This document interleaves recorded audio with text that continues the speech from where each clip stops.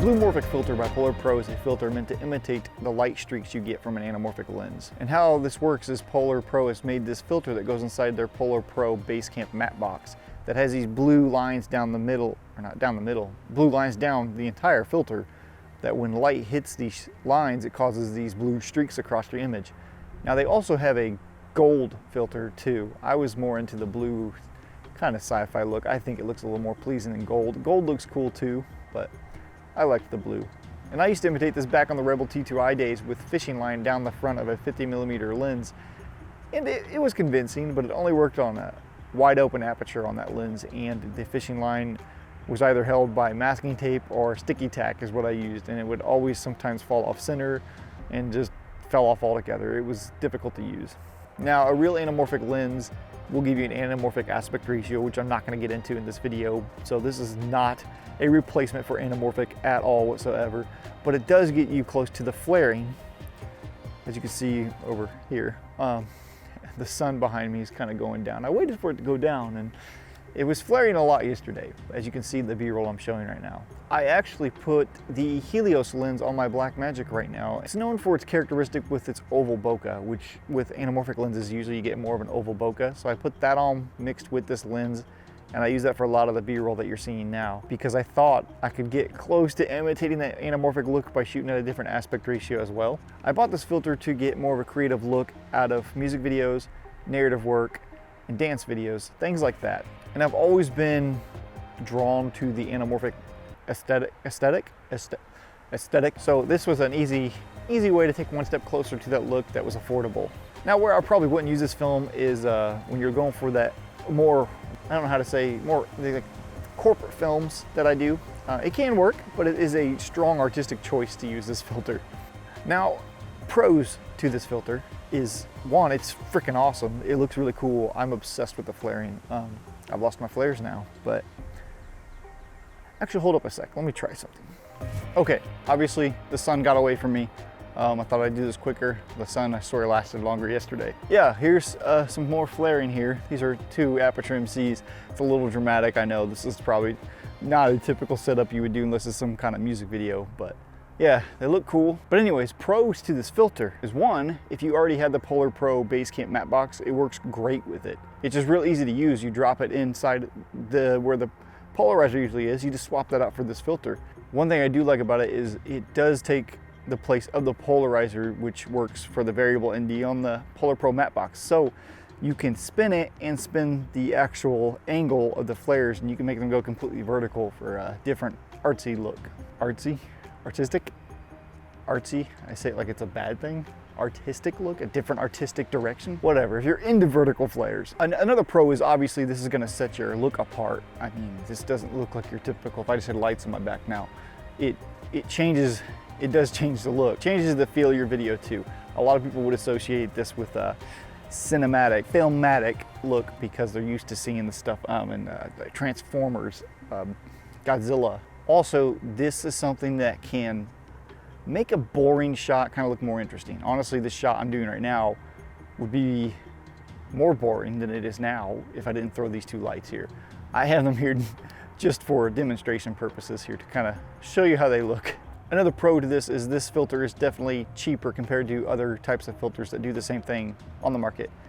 Like the Schneider filters, the 4x4 drop-in filter is about $300, where this filter from Polar Pro, even though it's not a 4x4 filter you drop into any matte box, it only works with the Polar Pro matte box, is only 150 bucks, which is pretty awesome. But that's only awesome assuming that you already have the Polar Pro matte box system. Now, cons with this filter, there are a few. The main one, it's very distracting to me and it's kind of a letdown, I'm kind of upset about it, is the bokeh effect. Now, I'm sure you've seen people do the little star cutouts or Christmas tree cutouts and put them over their lens and you get some unique bokeh effects. Well, with the stripes in front of your lens, you get that effect. So in your bokeh, you get these lines cutting down the middle of your bokeh, which I don't like at all. It looks weird and it's kind of a giveaway. It's not a really anamorphic lens if you were trying to fake that. But yeah, either way, I just don't like it. Yeah, I don't like it. I'm sure I'm not the only one there. Also, a con, this is a very specific con. For me, it's a con. If you have the Polar Pro Matte Box standard kit and you have the variable ND filter that comes with that, the polarizer you have to take out to replace, now you've lost the variable ND option inside the Polar Pro Matte Box. So that's kind of a letdown. And not a problem if you got some other ND filters, you can just drop in on it if you have the single step non-variable ND filters. What's the word? Oh my gosh, what's the word I'm looking for? What do they call it? Single, oh my gosh, I know there's a word for it. Fixed stops, I don't know what the word is. Now, I don't really see this as a con because I think it's a great product, great value, but it does require you to have the Polar Pro base camp system. I mean, it can be a con if you're not really into the matte box system, but if you are, Polar Pro is a great way to go. This matte box is amazing and a great value, and I'm gonna be doing a full review on it later. Now, another con is that these can be distracting. It can, like, I mean, as you can see now, you're probably just looking at this flare across my chest now. It is distracting. It's cool for some shots. It definitely is an artistic choice. It can be overdone, in my opinion.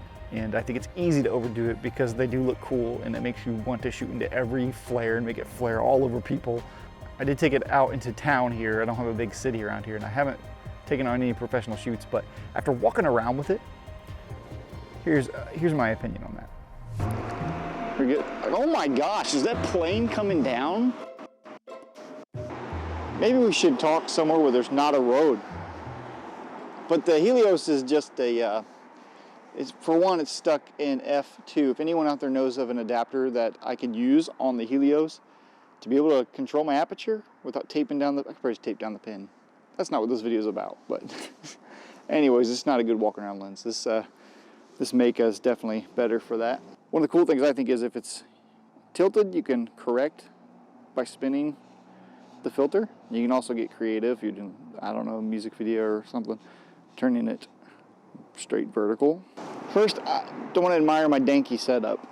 You guys like this rig? It's not really comfortable. I just made it functional for this outing. How does Phil Bloom get away with it, just filming people? There's like 2 people in this town and I point a camera at one. The whole town knows that I'm filming somebody. So after walking around, I'm really seeing it's a bit much. It's kind of too much real quick. I don't think I'd use this as a documentary filter. It's really in your face with these flares. They're not subtle at all. It's definitely a creative look that you're leaning into hard with this thing. Most lights have the blue streak, or they definitely lean blue, but I'm noticing like the red stoplights, they're red. The sun also even was kind of blue on the sides, but it fades into orange toward the center, which kind of looks cool, but that's just something I noticed. Now see, it might look cool if you're like a little, oh yeah, that looks cool right there. Yeah. This is the biggest cities that we're gonna get around here. So back to the studio.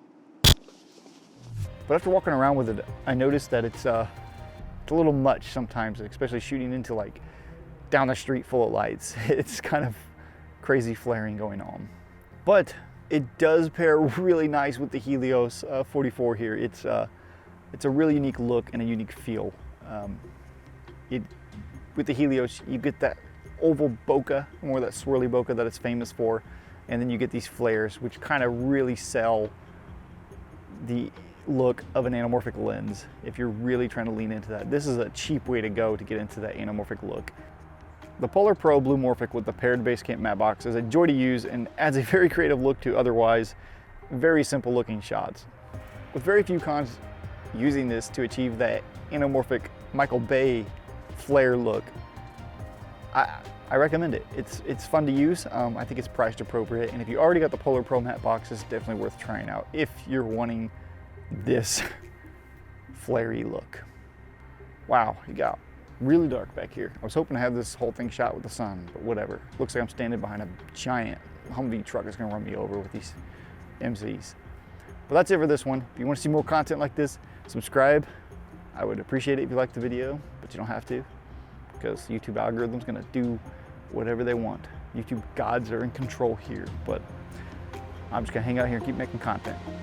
So, thanks for watching.